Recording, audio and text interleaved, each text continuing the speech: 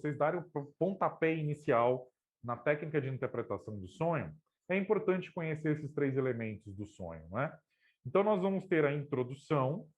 Na introdução, existe a apresentação do cenário do sonho, existe a apresentação dos protagonistas do sonho, que nós vamos ter o ego onírico, né? O ego onírico é a representação do próprio sonhador dentro do sonho. Nós vamos ter a exposição do problema, ou seja, o que está movendo os personagens ali daquele sonho. Gente, a introdução do sonho, ela não tem começo. Por que ela não tem um começo? Porque, de modo geral, nós não nos lembramos do começo dos sonhos. É extremamente raro aparecer uma pessoa que se lembre exatamente como começou um sonho. Quando nós recordamos de um sonho, nós já recordamos dele acontecendo, ou seja, já começou. Se nós fôssemos usar uma analogia, considerando o sonho como um filme, é como se nós tivéssemos entrado depois do início do filme, né? O nosso sonho é como se fosse um filme que já começou, né? E aí, depois dessa introdução, né, cenário, protagonistas, exposição ali do problema, nós vamos ter a peripécia. Peripécia é o desenrolar da história do sonho. É o núcleo central das ações ali do sonho. E, finalmente, nós vamos ter o desfecho.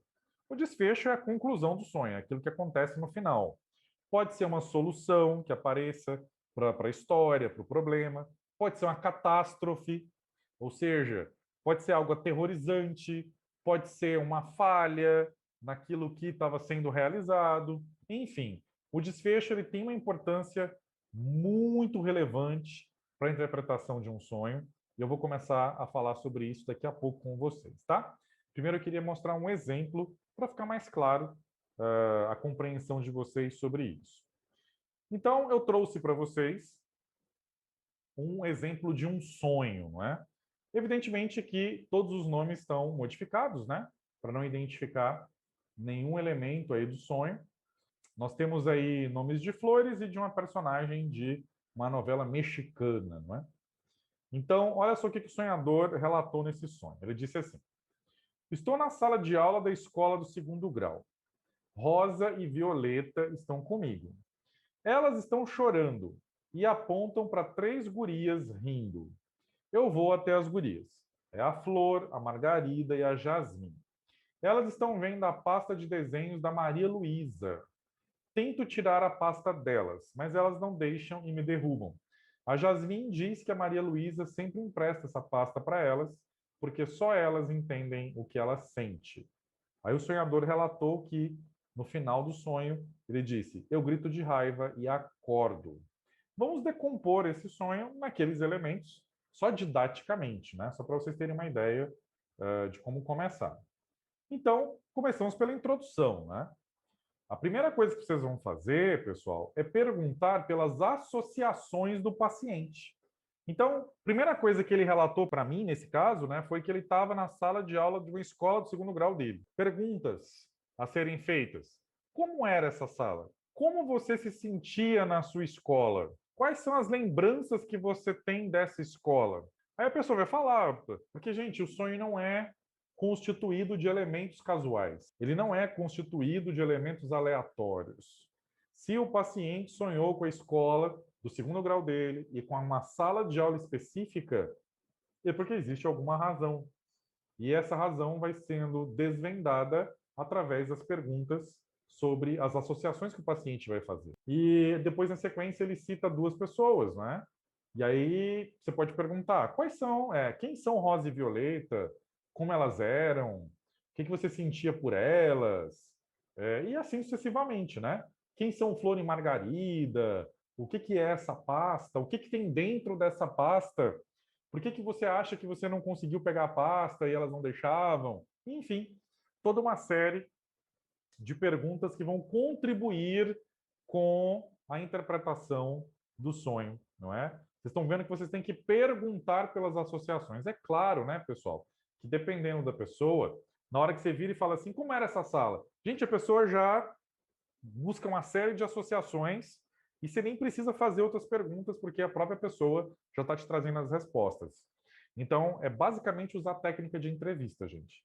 É vocês prestarem atenção, estimularem a pessoa a continuar a falar, e uma das técnicas poderosíssimas para isso é a utilização da paráfrase, né? A paráfrase nada mais é do que você repetir aquilo que o seu paciente te disse com as suas próprias palavras, não é? Isso mostra para a pessoa que você não só estava prestando atenção, como eventualmente você até compreendeu. E aí, pessoal, a questão da pasta, né? Que pasta é essa? Qual a importância dela? Que desenhos são esses? O que os desenhos mostram? Por que você quer tirar a pasta das meninas? Por que elas não querem deixar? E etc, etc, etc. E aí, uma coisa que é muito importante na fase da peripécia, aí nós temos a peripécia, né? A peripécia vem, elas estão chorando até o desfecho, não é? Que o desfecho vai ser mais ou menos por aqui, ó. A Jasmine diz que a Maria Luísa sempre empresta, blá, blá, blá, blá, blá. Então, o que está acontecendo aqui nesse momento, né? O paciente relatou que ele queria tirar a pasta delas, mas elas não deixam e me derrubam. Então, esse é um momento de tentar nomear o problema, tentar nomear aquele aspecto central ali da peripécia do sonho.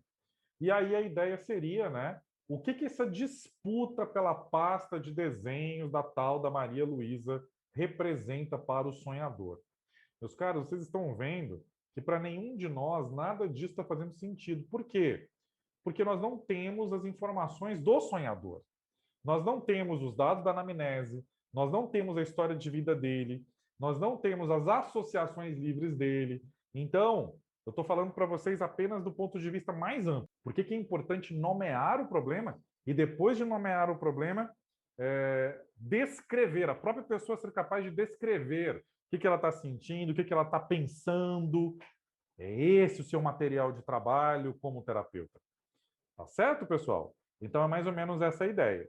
Aí, você na peripécia, né? Junto com o seu paciente, foram lá e tal, tentaram nomear o problema, o que a disputa representa e tal. Aí vocês podem passar para um outro nível, né? Que é o nível do desfecho, que é aquela parte eu grito de raiva e acordo, né? E aí você vai perguntar pelas associações do paciente, por que você gritou de raiva? O que te fez sentir raiva? Como é que era essa raiva? E por aí vai. Então, percebam que a partir do sonho, vejam, um sonho curtíssimo, gente. É um fragmento de sonho. Foi possível extrair informações riquíssimas sobre o que o paciente estava sentindo.